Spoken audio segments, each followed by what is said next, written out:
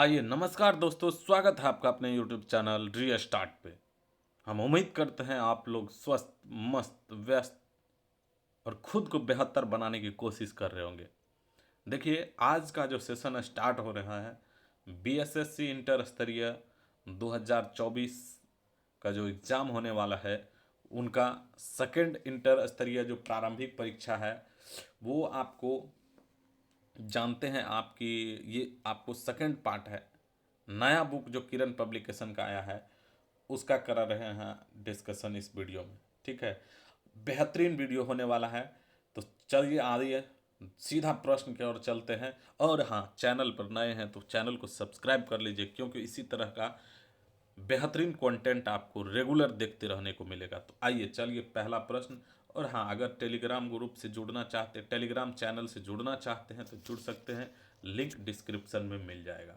देखिए पहला प्रश्न देखा जाए दोस्तों, आइए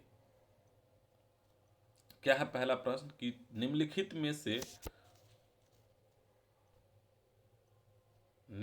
में से कौन सा असम राज्य का शास्त्रीय नृत्य रूप है।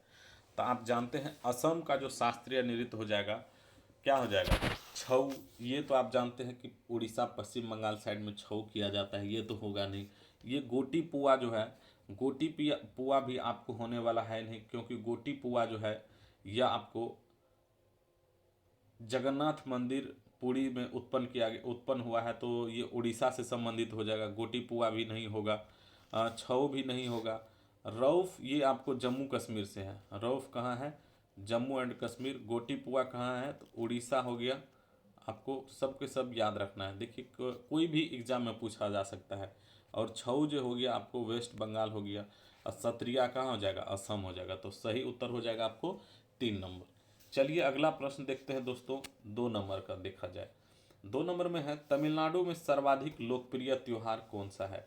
तो आप जानते हैं दोस्तों, तमिलनाडु का जो सर्वाधिक लोकप्रिय त्योहार क्या हो जाएगा।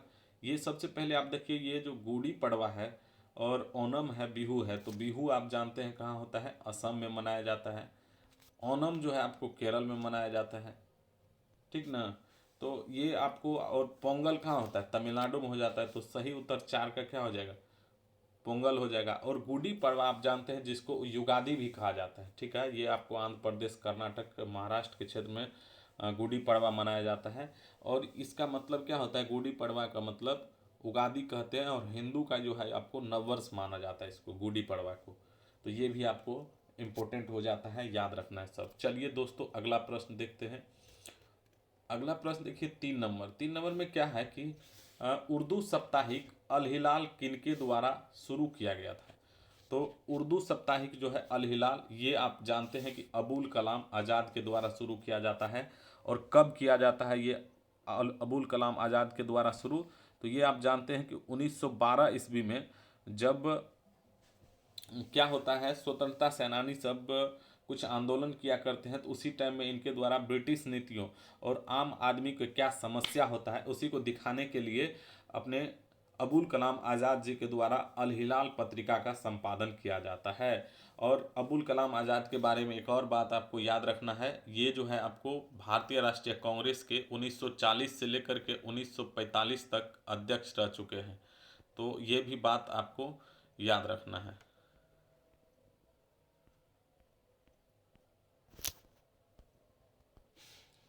तो चलिए दोस्तों 4 नंबर का प्रश्न देखते हैं। क्या है कि ग्रामीण निर्धनता को दूर करने के लिए पूरा मॉडल का पक्ष समर्थन किसने किया।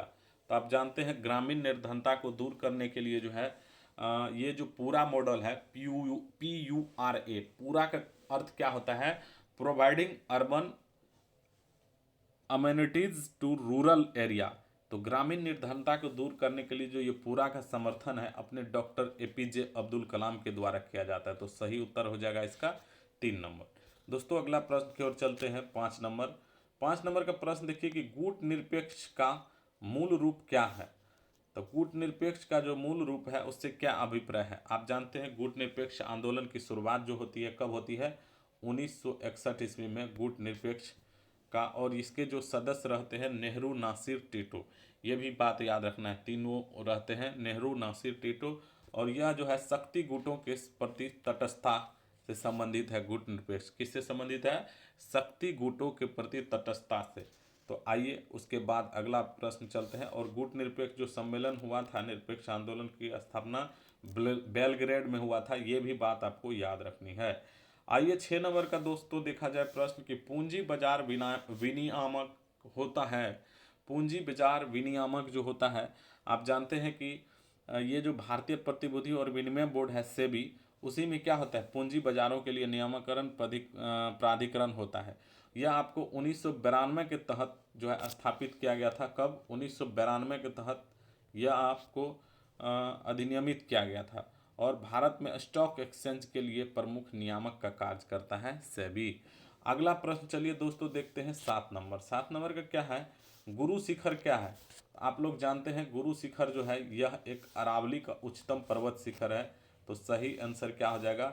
4 नंबर हो जाएगा। गुरु शिखर अरावली का उच्चतम पर्वत शिखर है, जिसकी ऊंचाई आपको 1722 मीटर हो जाती है। और यह किस राज्य में स्थित है?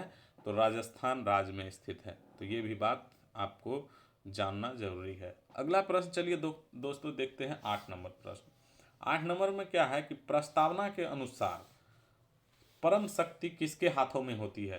तो आप जानते हैं प्रस्तावना के अनुसार जो परम शक्ति है वह जनता के हाथों में होती है। किसके हाथों में होती है? जनता के हाथों में। सही उत्तर हो जाएगा आपको 4 नंबर। अगला प्रश्न चलिए देखते हैं दोस्तों 8 के बाद 9 नंबर। 9 नंबर का प्रश्न है कि हिंदू पैट्रियट के संस्थापक निम्नलिखित में से कौन है? तो आप जानते हैं दोस्तों हिंदू पैट्रियट जो पत्रिका है यह आपको नील की खेती करने वाले किसानों के समस्याओं के बारे में प्रमुखता से लिखती थी। तो ये आपको हरीश चंद्र मुखर्जी के द्वारा पत्रिका का संपादन किया गया था। तो सही उत्तर हो जाएगा हरीश चंद्र मुखर्जी, डी नंबर। चलिए अगला प्रश्न देखते हैं दोस्तों। अगला है 10 नंबर प्रश्न। निम्नलिखित में से दिल्ली का अंतिम सुल्तान कौन था? तो आप जानते हैं दोस्तों दिल्ली का जो ये दिल्ली सल्तनत जो चला है वह आपको 1206 से 1290 तक तो गुलाम वंश था। फिर 1320, 1398 और टोटल लास्ट 1206 से लेकर के 1526 ईस्वी तक आपको दिल्ली सल्तनत चलती है। और तो दिल्ली सल्तनत की बात करें तो 1526 ईस्वी में इब्राहिम लोदी और बाबर के बीच युद्ध होता है। और बाबर जो है ये आपको आते हैं और मुगल साम्राज्य की नींव रखते हैं। बाबर मुगल साम्राज्य की नींव रखते हैं। कब रखते हैं? तो जब इब्राहिम लोदी को वो हरा देते हैं। इब्राहिम लोदी 1526 में रहता है और उस टाइम में पानीपत की पहली लड़ाई होता है बाबर और इब्राहिम लोदी के बीच, और मुगल वंश का स्थापना होता है फिर 1526 में। तो उसके बाद आप जानते हैं 1526 से लेकर के लगातार 1707 तक ये रहते हैं। तो चलिए दोस्तों अगला प्रश्न 11 नंबर देखा जाए। 11 नंबर का देखिए बहुत बेहतरीन प्रश्न सब है इसमें, ठीक है। तो सेशन को आप बड़ी गंभीरता पूर्वक देखिए। आइए देखते हैं 11 नंबर प्रश्न दोस्तों। भारत के मुख्य चुनाव आयुक्त की नियुक्ति कौन करता है? तो आप जानते हैं दोस्तों जो भारत के पहले नागरिक होते हैं वही भारत के चुनाव आयुक्त की नियुक्त करते हैं। और यह आपको राष्ट्रपति होते हैं। कौन होते हैं? राष्ट्रपति। और चुनाव आयुक्त की जो नियुक्ति होती है वैसे भी आप जानते हैं नियुक्ति निर्वाचन संबंधित वर्णन कितना है? अनुच्छेद 324 से 329 के बीच में है निर्वाचन संबंधित। और यह 324 के 2 के अनुसार राष्ट्रपति का क्या होता है? निर्वाचन होता है 324 के 2 के अनुसार। तो चलिए दोस्तों अगला प्रश्न देखते हैं 12 नंबर। कावेरी विवाद किन राज्यों के बीच है? तो आप लोग जानते होंगे कि कावेरी विवाद किन आजकल सब लगभग इस प्रश्न को आप सभी जानते होंगे। कावेरी जल विवाद जो है तमिलनाडु और कर्नाटक के बीच में है। कहीं कहीं आंध्र प्रदेश भी ले लिया जाता है। तो तमिलनाडु और कर्नाटक के बीच में मेनली अगर देखा जाए तो कावेरी जल विवाद है। अच्छा है क्यों कावेरी जल विवाद, ये भी जानना जरूरी है। तो आप जानते हैं कि इसमें हुआ क्या था कि 1892 और 1924 पहले मद्रास प्रेसिडेंसी और मैसूर साम्राज्य के बीच दोनों के बीच समझौता हुआ था। उसी कारण से ऐसा होते आया है। समझौते में कुछ गड़बड़ी हुई जिस कारण से अभी तक ऐसे विवाद चल रहा है। तो चलिए दोस्तों 13 नंबर प्रश्न देखते हैं। और 13 नंबर प्रश्न देखा जाए थोड़ा सा, हाँ 13 नंबर प्रश्न क्या कह रहा है, इसको थोड़ा सा हमको बड़ा रखना चाहिए था। किस उच्च न्यायालय को पहली महिला मुख्य न्यायाधीश के होने का गौरव प्राप्त है? तो आप जानते हैं दोस्तों पहली महिला अगर हो जाती है किसी भी चीज़ का, पहली या आखिरी, ये थोड़ा इम्पोर्टेंट हो जाता है। तो इस इनसे संबंधित प्रश्न ज़्यादा पूछने की संभावना रहती है एग्जाम में। तो पहली महिला मुख्य न्यायाधीश गौरव प्राप्त है किसको, तो लीला सेठ, जो कि हिमाचल प्रदेश की पहली महिला मुख्य न्यायाधीश बनती है। तो सही उत्तर हो जाएगा आपको हिमाचल प्रदेश, 4 नंबर, याद रखिए। अगला प्रश्न चलिए दोस्तों देखते हैं 14 नंबर। क्या है कि दक्षिण अफ्रीका में क्या है, दक्षिण अफ्रीका में पालन की जाने वाली प्रजातीय भेदभाव नीति को क्या कहा जाता है। तो आप जानते हैं दक्षिण अफ्रीका में जो गांधी जी के साथ भेदभाव नीति भी किया गया था, तो उसको रंग भेद आंदोलन कहा गया था। तो क्या हो जाएगा, रंग भेद हो जाएगा, इसका सही उत्तर हो जाएगा रंग भेद। तो चलिए दोस्तों अगला प्रश्न देखते हैं। गुट निरपेक्ष, ये हो गया क्या कहते हैं रंग भेद। 15 नंबर देखते हैं। 15 नंबर प्रश्न देखिए, निम्नलिखित नीचे दिए गए युग्मों में कौन एक दूसरे के समानार्थी है। तो आप जानते हैं दोस्तों बिलियर्ड्स, कैरम ये अलग अलग खेल है, गोल्फ और पोलो ये भी अलग खेल है, फुटबॉल और सॉकर, तो यही शब्द क्या है, एक दूसरे से सम्मिलित है। क्यों, तो आप जानते हैं दोस्तों कि कुछ देशों में फुटबॉल को सॉकर भी कहा जाता है, ठीक है। तो दुनिया का सबसे लोकप्रिय खेल माना जाता है। उसमें कितने खिलाड़ी होते हैं, तो 11 खिलाड़ी एक पक्ष में, 11 दूसरे पक्ष में होता है। तो इसके जो लॉ ऑफ द गेम जो है कब बना था, 1863 में बना और अभी तक चलते आ रहा है उसी अनुसार। आइए 16 नंबर प्रश्न देखते हैं दोस्तों। 16 नंबर प्रश्न क्या है कि हिमोड कहाँ निर्मित होते हैं। आप जानते हैं हिमोड जो निर्मित होते हैं वह किस क्षेत्र में निर्मित होते हैं। तो 16 का जो सही उत्तर हो जाएगा, हिमनद के द्वारा जो बहा कर लाते हैं सैल पदार्थ, तो वही जो मालवा जम जाता है निक्षेप के कारण से, तो वही क्या होता है, हिमोड का रूप लेता है। तो ग्लेशियर क्षेत्र से क्या हो जाएगा, इसका सही उत्तर सी नंबर हो जाएगा, यानी 3 नंबर। अगला प्रश्न देखिए 17 नंबर देखते हैं दोस्तों। बीबी का मकबरा भारत में कहाँ स्थित है। तो आप जानते हैं दोस्तों बीबी का मकबरा जो है वह औरंगाबाद कहाँ है, तो महाराष्ट्र में है। तो बीबी का मकबरा कहाँ हो जाएगा, औरंगाबाद महाराष्ट्र। अब तो एक बात समझिए, ये जो बीबी का मकबरा है किनके द्वारा बनाया गया था। तो आप जानते हैं औरंगजेब की जो पत्नी थी, कौन, रबिया दुर्रानी, जिसको दिलरास बानो बेगम भी कहते थे। तो और दिलरास बानो बेगम के पुत्र थे आजम, यानी औरंगजेब के जो पुत्र थे आजम, उसी के द्वारा यह बीबी का मकबरा बनवाया जाता है। और आप जानते हैं कि औरंगजेब की जो माँ रहती है मुमताज़ महल, जिसके याद में ताजमहल बना हुआ है। तो मुमताज़ महल के याद में ताजमहल, और औरंगजेब की माँ जो मुमताज़ रहती है, और ये औरंगजेब की जो पत्नी रहती है रबिया दुर्रानी, तो उसके पुत्र के द्वारा भी बनाया जाता है। उसकी वो अपनी मम्मी का आजम जो बनाते हैं, तो बिल्कुल सेम जैसे ताजमहल है वैसे ही बीबी का मकबरा है औरंगाबाद महाराष्ट्र में। तो किसके द्वारा बनाया जाता है, तो आजम के द्वारा बनाया जाता है, ये भी आपको याद रखना है। जो कि और किसके याद में बनाया जाता है, तो ये भी आप जानते हैं किसके याद में बनाया जाता है, तो औरंगजेब के याद में बनाया जाता है। देखिए कैसे ये थोड़ा सा बैक हो जाता है ना। अच्छा, कल से कोशिश करेंगे इसको दूसरा में बनाने का। तो आइए दोस्तों अगला प्रश्न देखते हैं। कितना नंबर तक हो गया, 15 नंबर हो गया, 16 17 तक हो गया था ना, बीबी का मकबरा हो गया। अब चलिए देखते हैं 18 नंबर। 18 नंबर प्रश्न है कि भारत के गणतंत्रीय दल की स्थापना जो है यह किसने की। तो आप जानते हैं गणतंत्रीय दल की स्थापना डॉक्टर भीमराव अंबेडकर के द्वारा किया जाता है। रिपब्लिकन, सबसे पहले जो है रिपब्लिकन पार्टी ऑफ इंडिया की स्थापना कौन करते हैं, तो भीमराव अंबेडकर। चलिए दोस्तों अगला प्रश्न देखते हैं 19 नंबर। 19 नंबर का प्रश्न देखिए, और इसको थोड़ा सा हाँ हो गया फिर। निम्नलिखित में से वस्तुओं का कौन सा जोड़ा संयुक्त आपूर्ति का उदाहरण है। संयुक्त आपूर्ति के बारे में कहा जा रहा है। तो संयुक्त आपूर्ति क्या होता है, तब सबसे पहले तो आपको ये बात जानना जरूरी है संयुक्त आपूर्ति होता क्या है।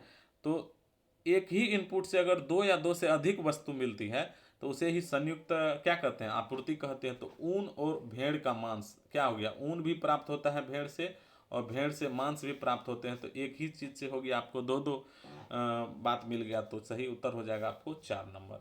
20 नंबर देखिए दोस्तों, क्या है कि 49वें समांतर द्वारा 49वां समांतर रेखा जो है किन दो से को पृथक करती, किन दो देशों को। तो आप जानते हैं यूएसए और कनाडा को 49वीं समांतर रेखा पृथक करती है। अगला प्रश्न देखिए दोस्तों 21 नंबर है, किसके मामले में उपभोक्ता अधिशेष सबसे अधिक होता है। तो आप जानते हैं उपभोक्ता अधिशेष जो सबसे अधिक होता है, टिकाऊ वस्तुएं हैं, विलास है, आराम है, आवश्यकताएं हैं। तो उपभोक्ता अधिशेष सबसे अधिक आवश्यकताएं के अनुसार होती है, तो सही उत्तर हो जाएगा आपको 21 का 4 नंबर। वस्तु का जो वास्तविक मूल्य और उपभोक्ता होता है वह आपको वस्तु के लिए अधिक कीमत देने को तैयार रहता है, इसी अंतर को उपभोक्ता अधिशेष कहा जाता है। तो आवश्यकताएं हो जाएगा इसका। चलिए अगर अगला प्रश्न देखिए दोस्तों 22 में है कि बास्केटबॉल के प्रत्येक टीम में कितने खिलाड़ी होते हैं। तो आप जानते हैं बास्केटबॉल के प्रत्येक टीम में कितने खिलाड़ी होते हैं, 5 खिलाड़ी होते हैं। सही उत्तर हो जाएगा 4 नंबर।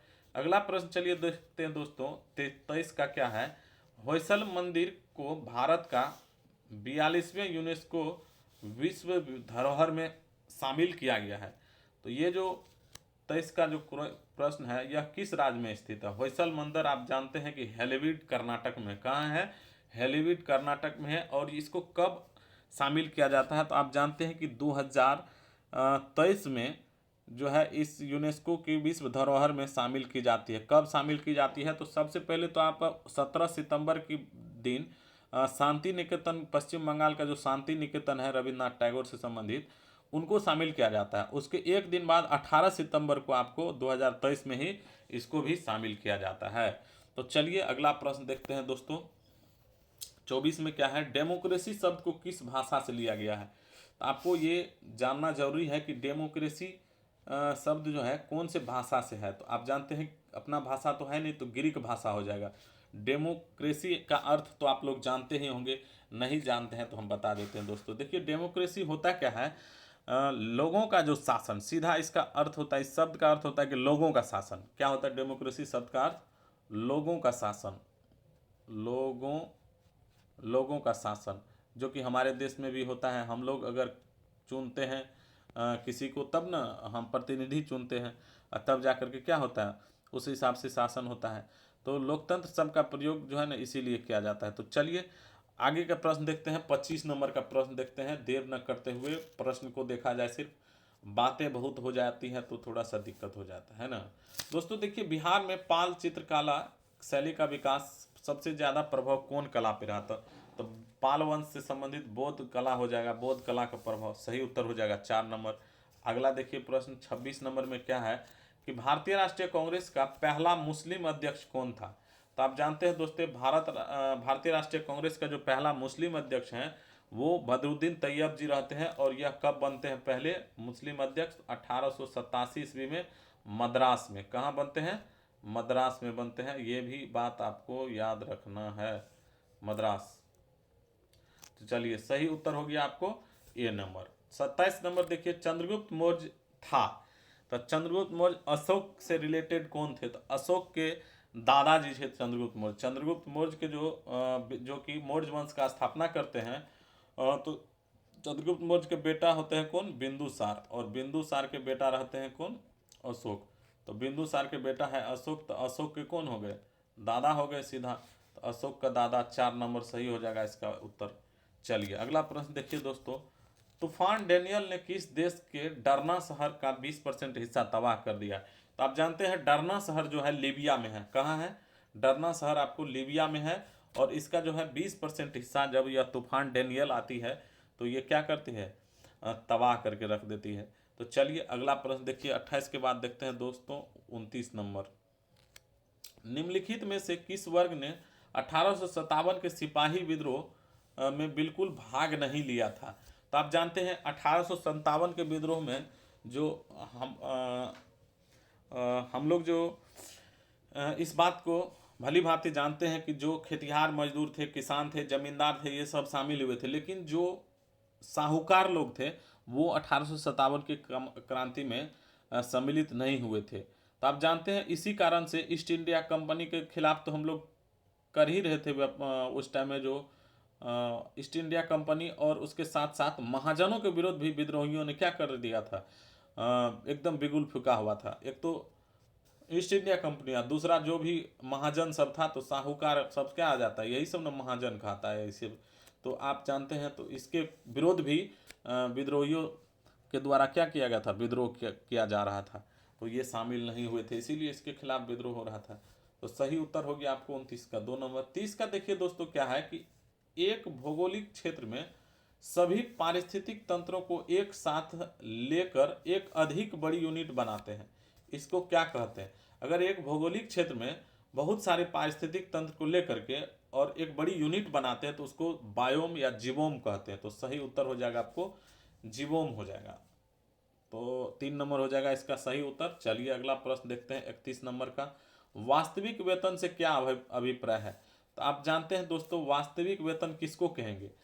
हमारा जो मजदूरी दर है, तो वास्तविक वेतन किसको कहा जाता है आप बताइए। हम बताते हैं। देखिए 31 का जो सही बात है, वास्तविक वेतन हो गया कि मान लीजिए हमारे वेतन में अगर 10% वृद्धि होती है और वस्तु में क्या होती है 10% से ज़्यादा वृद्धि हो जाती है, तो वह क्या होता है, वास्तविक मजदूरी क्या होता है वहाँ पे कम हो जाता है। तो मान लीजिए हम कोनो सामान 10 में खरीदते हैं, हमको 10 रुपया सैलरी मिलता है, अब सामान का दाम 15 हो गया, सैलरी हमारा 10 है, 10% वृद्धि हुआ तो उससे क्या हो जाएगा, 1 रुपया ना वृद्धि हुआ तो 11 रुपया ना हुआ, 10% वृद्धि हुआ तो फायदा नहीं है। तो नगद मजदूरी बटा कीमत स्तर हो जाएगा इसका वास्तविक वेतन से अभिप्राय। तो सही उत्तर हो गया आपको 4 नंबर। 32 नंबर चलिए प्रश्न देखते हैं। विश्व पर्यावरण दिवस कब मनाया जाता है? तो जानते हैं दोस्तों आप, ये बहुत ज़्यादा पूछा जाने वाला प्रश्न है। तो 32 नंबर का जो सही उत्तर हो जाएगा अब 5 जून हो जाएगा। क्या हो जाएगा? 5 जून को मनाया जाता है विश्व पर्यावरण दिवस। और ये 1972 ईस्वी में शुरुआत होती है इसके। किसके द्वारा? संयुक्त राष्ट्र महासभा के द्वारा 1972 ईस्वी में 5 जून से विश्व पर्यावरण दिवस मनाए जाने का शुरुआत होता है। अगला देखिए दोस्तों 33 नंबर प्रश्न चलिए देखते हैं। बेहतरीन प्रश्न सब है। मध्य युग भारत के किस शासक को ग्रैंड ट्रंक रोड के निर्माण का श्रेय मिला है? तो आप जानते हैं मध्य युग के जो भारत के शासक होते हैं और ग्रैंड ट्रंक रोड बनाते हैं, जिसको जीटी रोड भी कहा जाता है। क्या कहते हैं? जीटी रोड भी कहते हैं। यह आपको शेरशाह सूरी के द्वारा बनाया गया था, जो कि मध्य एशिया से भारत को जोड़ता है। तो सही उत्तर क्या हो जाएगा?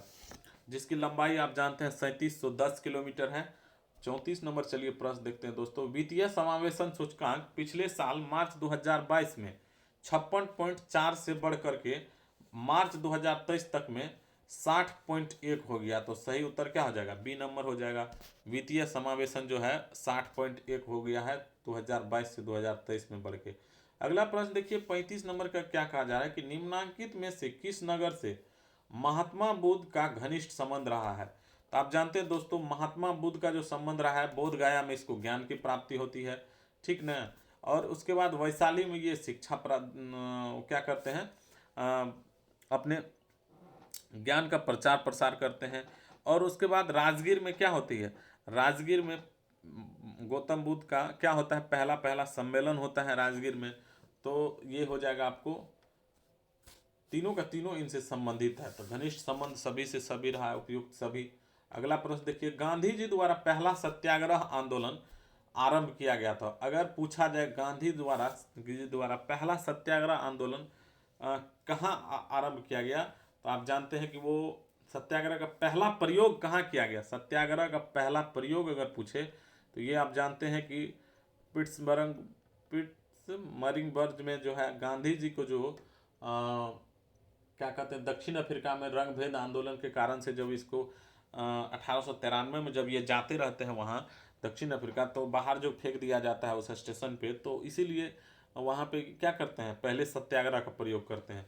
तो पहला अगर पूछा जाए तो दक्षिण अफ्रीका हो जाता है। और अगर पहला सत्याग्रह आंदोलन पूछा जाए तो भारत में चंपारण हो जाता है। सही उत्तर 1 नंबर। आइए दोस्तों अगला प्रश्न देखते हैं। 37 नंबर प्रश्न देखिए, क्या है कि भूमंडल में सबसे बड़ा द्वीप समूह कौन सा है? तो आप जानते हैं सबसे बड़ा द्वीप समूह क्या हो जाएगा? इंडोनेशिया हो जाएगा। और यहाँ पे लगभग कितना द्वीप है? 3000 के आसपास यहाँ पे द्वीप है। चलिए अगला प्रश्न देखते हैं दोस्तों 38 नंबर। सूची फर्स्ट को क्या करना है, सूची सेकंड से मिलाना है। यहाँ नव पाषाणिक स्थल है और यहाँ क्या है, नव पाषाणिक स्थलों के स्थान है। तो आप जानते हैं उतनूर, उतनूर कहाँ है? चलिए नहीं जानते हैं आप। चिरांद तो जानते होंगे, अगर आप बिहार के हैं तो चिरांद के बारे में जानते होंगे। चिरांद कहाँ है? अपने बिहार में है चिरांद। तो सही हो गया एक। पायमपल्ली कहाँ है? तो तमिलनाडु में है। तो आप देखिए 2 से आपको आंसर का पता लगना चाहिए। तो पायमपल्ली तमिलनाडु में है, ये तो आप जानते। डी का 1 नंबर देखिए यहाँ है, डी नंबर। तो अब देखिए क्या हो जाएगा, हाँ, उतनूर कहाँ हो जाएगा, उतनूर आपको हो जाएगा तेलंगाना हो जाएगा, उतनूर तेलंगाना हो जाएगा। चिरांद हो गया आपको बिहार हो गया, ठीक ना। पायमपल्ली तो आप देख लिए तमिलनाडु हो गया, और गुप कराल कहाँ हो जाएगा, कश्मीर हो जाएगा गुप कराल। तो सब का सब आप देख चुके हैं। चलिए दोस्तों अगला प्रश्न देखते हैं। 39 नंबर में देखिए कि बिहार का क्षेत्रफल पूछा जा रहा है, बहुत ज़्यादा ये भी प्रश्न पूछा जाता है। बिहार का कुल क्षेत्रफल कितना होता है, 94,163 वर्ग किलोमीटर। तो किलोमीटर स्क्वायर हो जाएगा, क्षेत्रफल कभी भी डायरेक्ट किलोमीटर में नहीं होगा। तो 94,163 किलोमीटर स्क्वायर वर्ग किलोमीटर। चलिए 39 के बाद 40 नंबर प्रश्न देखते हैं। हमारे राष्ट्रगीत के संक्षिप्त स्वरूप को गाने में कितना समय लगता है।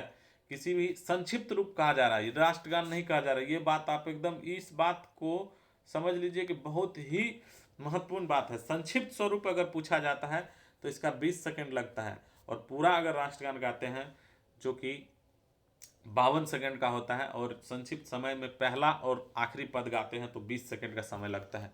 सही उत्तर हो गया आपको 4 नंबर। अगला प्रश्न देखिए 40 के बाद 41 नंबर है दोस्तों, कि भारतीय सेना में पैरा स्पेशल फोर्सेज शामिल होने वाली पहली महिला सर्जन कौन बनी है। तो ये जो पायल छाबड़ा है, पायल छाबड़ा पहली महिला बनी है भारतीय किसमें, कहाँ गया प्रश्न, कहाँ चल गया दोस्तों, फिर से लाइए।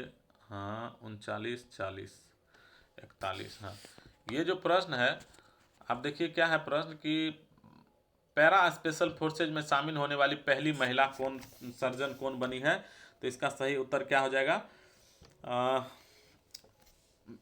सर्जन डॉक्टर मेजर पायल छाबड़ा। तो हरियाणा जिले के है ये, कहाँ के, हरियाणा के जिंद जिले की रहने वाली है ये। और यह ट्रेनिंग स्कूल में आयोजित एक समारोह में क्या करते हैं, मेरून बेरट से सम्मानित किया जाता है। तो यह भारत की उपलब्धि प्राप्त करने वाली एकमात्र महिला सर्जन है पायल छाबड़ा, पायल छाबड़ा। सही उत्तर 3 नंबर। अगला प्रश्न देखिए 141 करते, 41 के बाद 42 नंबर। भारत के प्रथम राष्ट्रपति कौन थे, उपराष्ट्रपति पूछा जा रहा है दोस्तों।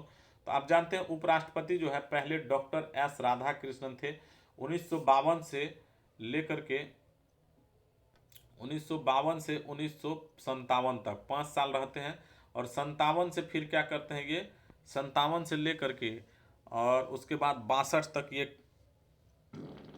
57 से नहीं 52 से 62 तक 10 साल रहते हैं ना, 52 5 57 रहबे करते हैं, फिर 57 से 5 साल फिर रहते हैं। तो 1962 तक ये 2 बार लगातार क्या रहते हैं, उपराष्ट्रपति रहते हैं। तो 7 5 12 1962 तक। अब 1962 से लेकर के 1967 तक ये क्या बनते हैं, राष्ट्रपति बनते हैं। तो 2 बार उपराष्ट्रपति, उसके बाद 1 बार राष्ट्रपति बनते हैं, लगातार रहते हैं। तो ये बात आप याद रखिएगा। 42 के बाद देखिए 43 नंबर प्रश्न है दोस्तों, कि राजगृह में आयोजित प्रथम बौद्ध संगीति में कौन से कार्य हुए थे। तो राजगृह में जो पहला बौद्ध संगीति आयोजित हुआ था उसमें क्या कार्य हुआ था, बौद्ध धर्म 2 भागों में यानी महासंघ में बट गया था, बिल्कुल नहीं। बुद्ध की भिक्षाओं का संकलन और विनय पिटक में हुआ था, या बौद्ध धर्म में 2 यानी हीनयान और देखिए यही बात हुआ था। क्या हुआ था, बुद्ध की शिक्षाओं का संकलन सुत्त पिटक और विनय पिटक में हुआ था। तो महात्मा बुद्ध की मृत्यु जब हुआ था तो 483 ईस्वी पूर्व में क्या हुआ था, राजगिरी में क्या हुआ था, सबसे पहले आपको बौद्ध संगीति का आयोजन हुआ, और उस टाइम में महाकश्यप अध्यक्षता कर रहे थे बौद्ध संगीति की, ठीक है। और उसके बाद क्या होता है, आज इस संगीति में बुद्ध की भिक्षाओं का संकलन और सुत्त पिटक और विनय पिटक में किया जाता है, बुद्ध की भिक्षा का संकलन। तो सही उत्तर हो जाएगा राजगिरी में आयोजित प्रथम बौद्ध संगीति में क्या हुआ, तो 2 नंबर। अगला प्रश्न देखिए, हर्षवर्धन के काल में भारत की यात्रा करने वाले तीर्थयात्री कौन थे। तो आप जानते हैं हेनसुआंग जो है, हेनसुआंग आया था हर्षवर्धन के समय में। चीनी यात्री फाहियान, ये तो आप चंद्रगुप्त द्वितीय के समय में आया था। तो सही उत्तर क्या हो जाएगा, 2 नंबर। अगला प्रश्न देखिए, अजंता और एलोरा की गुफाएं किसके पास है।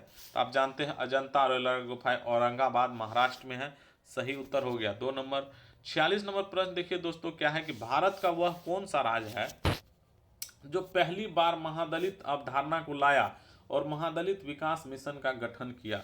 तो इसका जो सही उत्तर हो जाएगा, उत्तर प्रदेश है, महाराष्ट्र है, उड़ीसा है, बिहार है। तो बताइए क्या हो जाएगा। तो आप जानते हैं अपने बिहार में पहली बार महादलित अवधारणा को लाया गया, और हमारे नीतीश कुमार जो मुख्यमंत्री हैं अभी भी वर्तमान में, उसी के द्वारा यह लाया जाता है। क्या बिहार में अत्यंत कमजोर के लिए सामाजिक और आर्थिक उत्थान के लिए महादलित आयोग का गठन करते हैं और कई कल्याणकारी कार्यक्रम भी चलाते हैं।